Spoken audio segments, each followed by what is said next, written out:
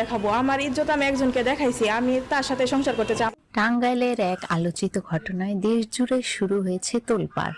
কোটিপতি বাবার আদরের মেয়ে লামিসা আক্তার লুবনা এক সাধারণ পরিবারের ছেলে সোহাগ মিয়ার প্রেমে পড়ে সংসার গড়েছিলেন, কিন্তু এই ভালোবাসা তার পরিবারের কাছে ছিল অপরাধের সমান। পরিবারের চোখে সোহাগ একজন গরিব অযোগ্য ছেলে, যে তাদের সামাজিক মর্যাদার সঙ্গে মানানসই নয়।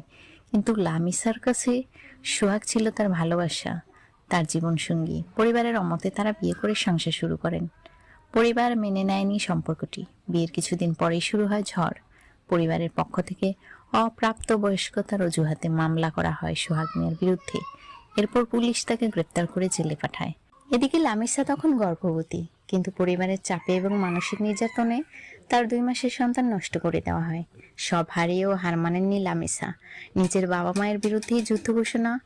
লুবনা জানিয়ে